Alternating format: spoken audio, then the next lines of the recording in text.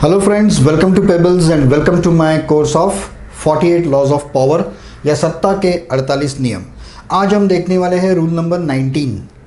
लेकिन अभी तक अगर सब्सक्राइब नहीं किया तो प्लीज़ कर दीजिए, बेल आइकॉन भी दबाइए और कमेंट्स भी ज़रूर कर दीजिए। रूल नंबर 19 की तरफ जाने से पहले मैं आपको एक छोटा सा जोक सुनाता हूँ।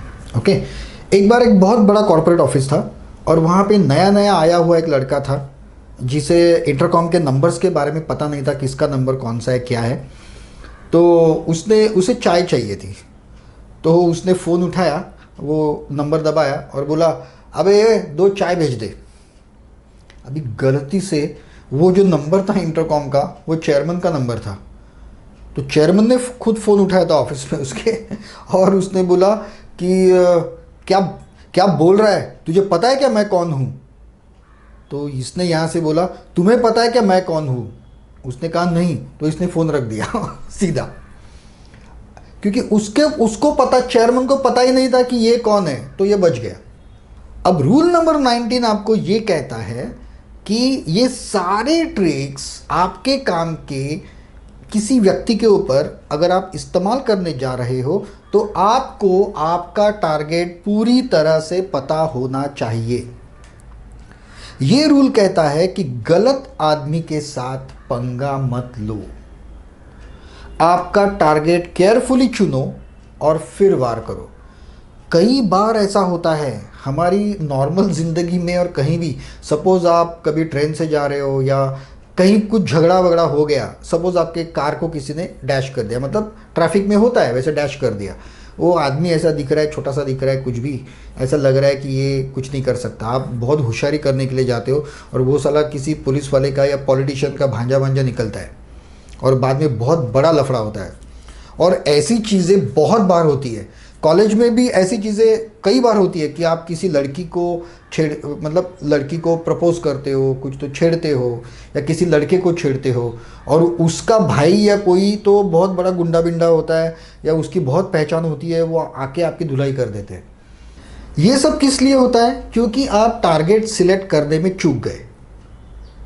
मतलब हम में से सभी लोग हमेशा सामने वाले को अंडर एस्टिमेट करते हैं या गलती से हम किसी का इंसल्ट कर देते हैं, किसी का अपमान करते हैं और ऐसे वक्त कुछ संबंध नहीं होता, किसी चीज़ का संबंध नहीं होता, लेकिन ऐसा हमारे हाथों से होता है, हमारे पर्सनल लाइफ में भी और प्रोफेशनल लाइफ में भी।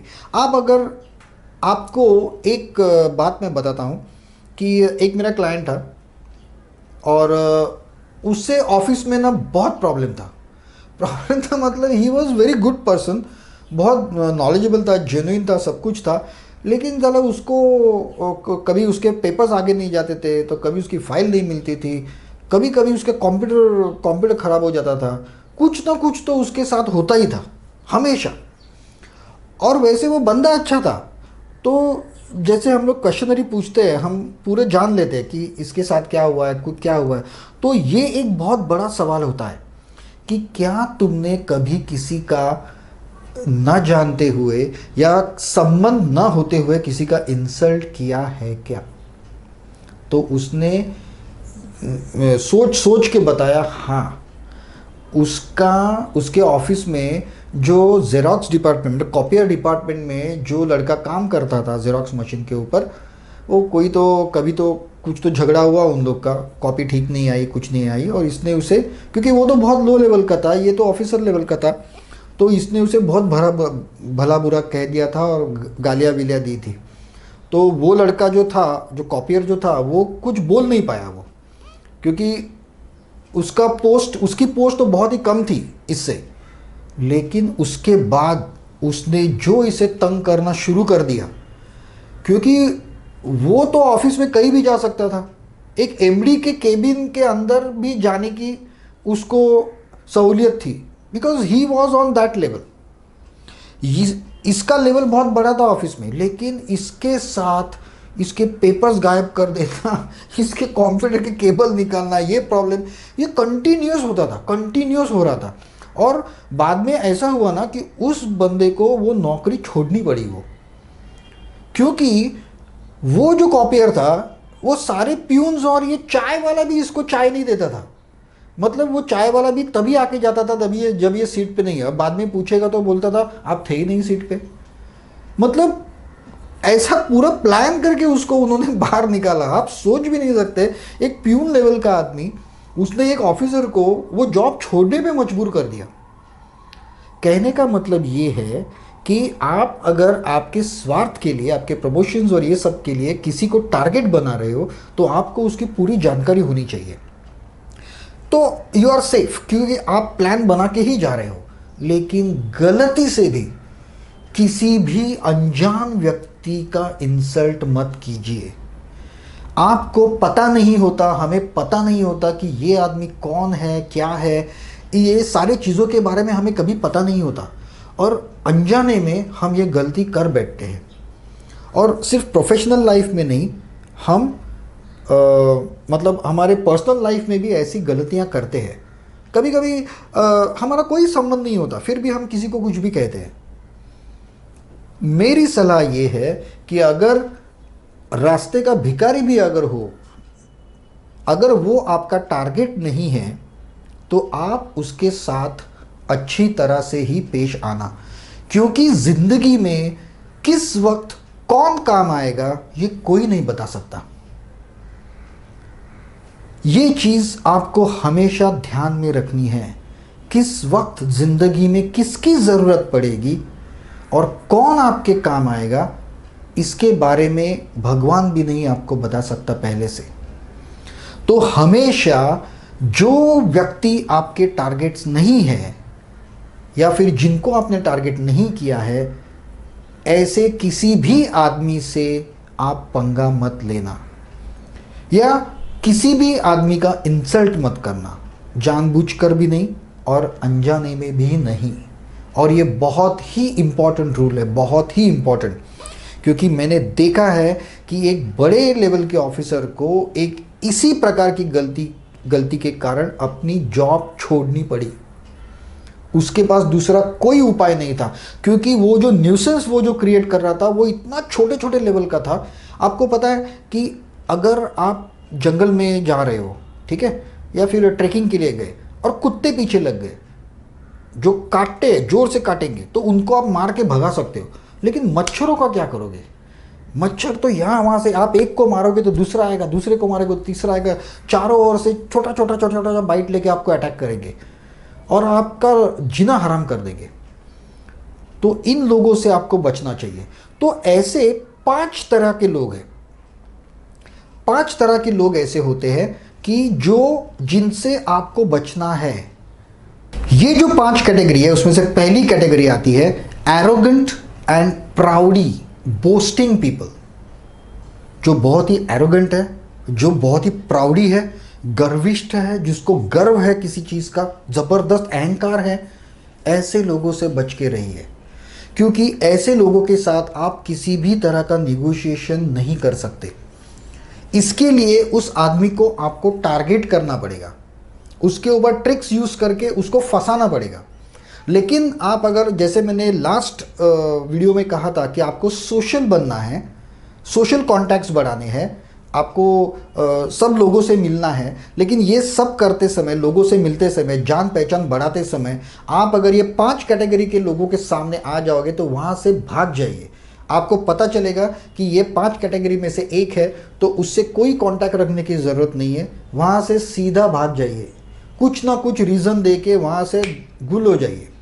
सबसे पहला आता है कि जिनको बहुत अहंकार है और जो बहुत एरोगेंट है, मुंह फट है और एरोगेंट है, ऐसे आदमी का छोटा सा छोटा जो ईगो है वो आप बोलने में कभी हर्ट करोगे आपको पता भी नहीं चलेगा। और उसको अहंकार है और वो आदमी उसका बदला तो लेगा ही लेगा। तो अगर बातें करते समय अगर आपको पता चल गया कि ये आदमी बहुत ही एरोगेंट है और ये आदमी बहुत अहंकारी है, तो उससे भाग जाइए। उससे कांटेक्ट बढ़ाने की कोई ज़रूरत नहीं है। अगर वो आपका टारगेट नहीं है तो कांटेक्ट बढ़ाने की ज़रूरत नहीं है। ये आदमी आपको कभी ना कभी हमेशा फंसाएगा या आप हमेशा फंसोगे उसमें। ये हो गई पहली कैटेगरी। सेकंड टाइप में आता है असुरक्षित, इनसिक्योर आदमी। असुरक्षित आदमी, इनसिक्योर आदमी, या फिर कर्म दरिद्री जिसको बोलते हैं, मतलब जो बहुत ही अनलकी है, वो तो हमने पहले ही देखा है कि अनलकी लोगों से दूर रहिए। लेकिन आप अभी नए नए कॉन्टैक्ट्स बना रहे हो और ऐसा आदमी अगर आपके कॉन्टैक्ट में आ गया जो इनसिक्योर है, फॉर एग्जाम्पल जो अभी मैंने जो प्यून का जेरोक्स बॉय का जो एग्जाम्पल दिया था कॉपियर का, उसे पता था कि वो ऑफिस में बहुत ही छोटे ओहदे का है, वो ये बॉस लोगों का कुछ मतलब बॉस लोगों से उसे हमेशा सुनना पड़ता है, तो he was always insecure, always insecure, असुरक्षित भावना थी उसके मन में। ऐसे लोग अगर आएंगे तो ये लोग आपको, ये मतलब अहंकारी लोगों से थोड़ा कम होते हैं डेंजरस, लेकिन ये लोग भी डेंजरस होते हैं क्योंकि वो छोटी छोटी चीज़ों में आपको हमेशा तंग करते रहेंगे, या उनका जो अहम होता है वो इतना शैलो होता है कि वो कभी भी टूट सकता है छोटी छोटी चीज़ों के ऊपर। आप फॉर एग्जांपल आप उनके कपड़ों के ऊपर अभी गलती से कुछ कमेंट कर दिया तो भी वो अपने मन पे ले लेंगे, क्योंकि उनके मन में ये भावना होती है कि दुनिया का हर आदमी मुझे तंग करने के लिए ही आया है और हर आदमी मुझे तकलीफ़ देता है और मैं बहुत छोटा हूँ इसलिए सब मुझे दबाते हैं, ये उसके मन में भावना होती है। ऐसे लोग अगर आपके कांटेक्ट में आ जाए तो उनसे दूर हटिए, दूर भागिए उनसे, कोई ज़रूरत नहीं है उनसे कांटेक्ट रखने की अगर वो आपके टारगेट नहीं है तो।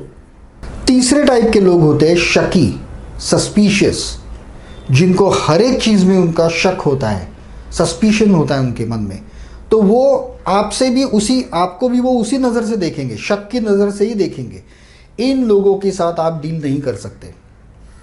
फॉर एग्ज़ाम्पल, बहुत बड़ा एग्ज़ाम्पल मैं देता हूँ, जिनकी शादी हुई है या जो अफेयर में है किसी के साथ, किसी लड़की के साथ, जो जेंट्स, उन्हें तो इस बात का बहुत ही अच्छी तरह से पता होगा कि उनके एक फीमेल के शक का कोई जवाब नहीं है। आप उन्हें, आपकी बीवी को, आपकी गर्लफ्रेंड को, उनके शक को आप कभी भी दूर नहीं कर सकते, आप वो सुधार नहीं सकते। आपके हर चीज़ में अगर उन्होंने शक लिया तो आप उनसे डील नहीं कर सकते।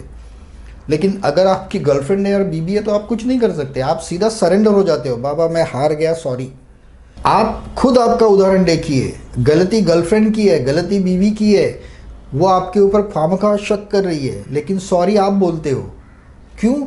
उनसे आप डील नहीं कर सकते। उसी तरह से सोशल कांटेक्ट में अगर ऐसे शकी लोग, अगर सस्पिशियस लोग अगर आपके कांटेक्ट में आ गए तो दूर भागिए उनसे, आप उनके साथ डील नहीं कर सकते। तो ऐसे लोगों के साथ कांटेक्ट बढ़ाने की कोई ज़रूरत नहीं है। अब देखते हैं फोर्थ टाइप। फोर्थ टाइप लोग जो होते हैं, जो दीर्घसूत्री होते हैं। दीर्घसूत्री मतलब उनके साथ हुई जो घटना होती है वो लंबे समय तक वो याद रखते हैं, लंबे समय तक। मोस्टली फीमेल्स इस कैटेगरी में आती है। मोस्टली आपको याद होगा, आपकी मम्मी, बीवी, सिस्टर, गर्लफ्रेंड, ये लोग 3-3, 4-4 साल पहले की बातें निकाल के आपको टॉर्चर कर सकते हैं और करते हैं। तो ये लोग जो होते हैं वो शायद बहुत ही कूल रहेंगे। आपने अगर उनका अपमान भी किया, या अपमान मतलब हो गया आपसे, या कुछ गलत सलत बात हो गई, तो उनके फेस के ऊपर कुछ नहीं दिखेगा, वो कुछ नहीं बोलेंगे, लेकिन वो लंबे समय तक याद रखेंगे और जब भी उनको चांस मिलेगा वो रिवेंज लेंगे। तो अगर ऐसा कोई आदमी आपके सोशल कांटेक्ट बढ़ाने के टाइम अगर आपके कांटेक्ट में आ गया तो उससे दूर रहिए। और गलती से अगर ऐसे किसी आदमी को आपने छेड़ा तो या तो उसको पूरी तरह से ख़त्म कर दीजिए, डिमोलिश कर दीजिए उसे। मतलब फॉर एग्जांपल कि आपके ऑफिस में ऐसा कुछ है तो इमीडिएटली उसको टारगेट बना के उसको उड़ा दीजिए वहाँ से, इमीडिएटली। क्योंकि ये आदमी आपको, आपके मन में हमेशा डर रहेगा कि ही इज़ देयर, ये कुछ भी कभी भी कर सकता है, क्योंकि वो उसका स्वभाव है किसी भी चीज़ को लंबे समय तक याद रखना, और जैसे भी टाइम मिले या वक्त आए उस चीज़ का तो उसका बदला लेना, ये इनका काम ही होता है। फिफ्थ टाइप, ये लोग एकदम भोले भाले सीधे साधे होते हैं एकदम, और इन्हें कोई भी बात बहुत कम समझ में आती है या फिर देर से समझ में आती है। अगर आप ऐसे ऐसे लोग आप इमीडिएटली पता लगा सकते हो, उनके कपड़ों से आप पता लगा सकते हो। वेरी सिंपल, उस ट्रेंड के ज़माने की, मतलब उस वक्त की ट्रेंड के हिसाब से बहुत ही सिंपल कपड़े, फेस के ऊपर बहुत ही सोबर एक्सप्रेशंस, और बहुत ही सीधे साधे लोग होते हैं। ये लोग जो होते हैं वो, आपको कैसे पता चलेगा? आप कोई भी जोक कर रहे हो तो पता है, कुछ लोग ऐसे होते हैं जिनको जोक इमीडिएटली पता नहीं चलते, वो वर्ड टू वर्ड मीनिंग लेते हैं। ऐसे लोग आपको इमीडिएटली पता चलेगा, जिनको जोक समझ में नहीं आते, क्योंकि जो बहुत भोले भाले हैं, एकदम सीधे साधे हैं, जिनको आराम से फंसा सकते हैं, ऐसे लोगों से अगर आपका स्वार्थ नहीं है, अगर आपको टारगेट नहीं करना है तो दूर रहिए, क्योंकि ये लोग कभी भी कहीं भी फंस सकते हैं, और अगर आप उनके फास्ट फ्रेंड हो, कुछ हो, तो वो आपको भी ले डूबेंगे। एक्चुअली ये जो सारे लोग हैं, ये सिर्फ मैं इसलिए बता रहा हूँ 5 कैटेगरी ऑफ लोग, क्योंकि लास्ट वीडियो में हमने देखा था कि हमको फोर्ट्रेस तोड़ना है और हमारे सोशल कॉन्टैक्ट्स हमको बढ़ाने हैं, सोशल लाइफ हमको इंक्रीज करना है। लेकिन ये करते समय हमें गलत आदमी के साथ कॉन्टैक्ट्स नहीं रखने हैं, या गलत आदमी के साथ गलत चीज़ नहीं बोलनी है या करनी है गलती से। इसलिए ये 5 टाइप के लोग जो है, उनसे आपको फ्रेंडशिप करने की या आपको घुल मिलने की कोई ज़रूरत नहीं है। आप सीधा कुछ भी कारण निकाल के वहाँ से निकल जाइए। पहले 3 लोगों के साथ आप डील नहीं कर सकते। चौथा होता है वो जो दीर्घ सूत्री होता है, वो कभी भी डेंजरस होता है। और ये 5वां होता है, वो इतना पागल होता है कि वो खुद भी मरेगा और आपको भी साथ लेके डूबेगा वो। तो इन 5 लोगों से आपको हमेशा बचना है। तो let us C in detail कि ये रूल नंबर 19 क्या है। Know who you are dealing with. आपने किसे टारगेट किया है या आप किसके साथ हो, ये समझना, ये जान लेना बहुत ही इंपॉर्टेंट है। उसके प्लस पॉइंट क्या है, माइनस पॉइंट क्या है, ये कैसा आदमी है, क्या है, ये जब तक आपको पूरी तरह से पता नहीं होगा तब तक आप उसके साथ ज़्यादा घुल मिल मत जाना। ये बहुत ज़रूरी चीज़ है। Do not offend the wrong person. गलत आदमियों से पंगा मत लेना, कभी भी गलत आदमियों से पंगा मत लेना। जाने कि आप किसके साथ काम कर रहे हैं, गलत व्यक्ति को नाराज मत कीजिए। पंगा ही लेने की जरूरत नहीं है, इंसल्ट ही करने की जरूरत नहीं है, नाराज भी मत कीजिए, उसे नाराज करने की भी जरूरत नहीं है। So you should know what your target is. और अगर कोई टारगेट नहीं है, आपको सोशल कॉन्टैक्ट बढ़ाने हैं, तो ये 5 टाइप के लोगों से आपको दूर रहना है। फॉर एग्जाम्पल पॉइंट्स देखते हैं। Measure up your opponent but never rely on instinct. Do some research on concrete facts about that person, character and history. Point number 2 सबसे इंपॉर्टेंट है। Never trust appearances. दिखावे पे मत जाओ, अपनी अकल लगाओ। कई बार ऐसा होता है कि आदमी दिखता कुछ और है और होता कुछ और है। मेरे पहचान में, मतलब तब मैं शायद थोड़ा छोटा था और मैं मेरे अंकल के ऑफिस में गया था, तब उनसे मिलने एक आदमी आया। एक सीधा सादा धोती और एक कुर्ता पहना हुआ था। वो कुर्ता भी मैला था पूरा, मतलब ऐसा आदमी कि जिसे आप कहेंगे आगे जाओ। लेकिन मेरे अंकल बहुत रिस्पेक्टफुली बात कर रहे थे उससे। तो वो जाने के बाद मैंने कहा, कौन था ये, आप इतना भाव क्यों दे रहे थे उसको? वो बोला, अरे वो उसके दिखावे पे मत जा, ये पूरे एरिया का सबसे अमीर आदमी है वो साहूकार था, मारवाड़ी था, वो साहूकार था। दूसरा एक किस्सा मैं आपको बताता हूँ कि मैं एक बार बेलगाम जा रहा था, कर्नाटक में जा रहा था, लग्जरी थी। तब मेरे बाजू में एक आदमी बैठा था, साइड में बगल में एक आदमी बैठा था। और बेलगाम से पहले एक पुलिस की वैन ने, मतलब जो फ्लाइंग स्क्वाड होता है ना, उन्होंने बस रोकी। वहाँ पे बॉर्डर पे हमेशा बस रोक के चेकिंग वगैरह होती है, अगर उनको कुछ टिप हो तो। उसने वो बस को रोक दिया और फिर चेकिंग हुआ पूरा।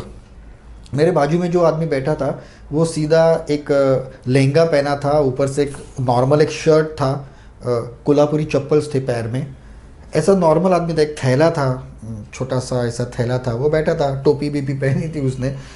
तो वो पुलिस आके, उनको शायद टिप थी, उन्होंने पूरा चेक किया सब, फिर मेरे सीट के यहाँ आके रुक गए। वो विजिलेंस ऑफिसर्स को देख के वो मेरे सीट के यहाँ रुके तो मेरी तो फट गई। मुझे लगा अला ये क्या हो गया, ये अभी मुझे ही पकड़ने वाले है क्या। लेकिन उन लोग ने जो मेरे बगल में बैठा था, भोला भाला सीधा साधा गांव का लगने वाला आदमी, उसको पकड़ा, उसकी थैला विला चेक किया, कुछ नहीं था, पूरे कपड़े चेक किया, कुछ नहीं था, फिर उसके चप्पल निकालने को बोला उसको। वो हीरो ने उस ऐसे मोटे मोटे कोल्हापुरी चप्पल्स पहने थे, वो चप्पल को फाड़ा उन लोग ने, वो कटर लेके, चाकू था उनके पास, कटर था कुछ तो ऐसा, उससे फाड़ा और 2 टुकड़े किए चप्पल के, और उसके अंदर पूरे गोल्ड के ऐसे चिप्स थे, ऐसे लंबे लंबे चिप्स थे गोल्ड के। वो स्मगल कर रहा था। वो उसकी तरफ देख के पता भी नहीं चलेगा कि साला ये स्मगलर है। और एक था कारवार में, मेरे एक फ्रेंड है, उसका हस्बैंड था, मैं उनके घर गया था कारवार में, और उस वक्त मतलब गांव गांव में टीवी भी नहीं होता था, लेकिन ये हीरो का मतलब वो मेरी जो फ्रेंड थी उसके हस्बैंड, उनका एक बंगलो था सॉलिड, और पूरा एंटीना बिंटीना लगा हुआ था, क्या पॉश बंगला था एकदम।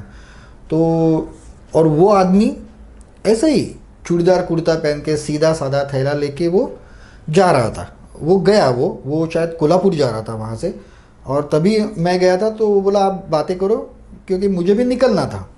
वो जाने के बाद मैंने मेरी फ्रेंड को पूछा कि ये क्या करते क्या है तुम्हारे हस्बैंड, गाड़ी बीड़ी तो सॉलिड है, बंगला तो ज़बरदस्त है, ये करते क्या है, बहुत ही सिंपल दिखते हैं एकदम, क्योंकि वो तो मेरे कॉलेज में थी, शी वॉज इंजीनियर।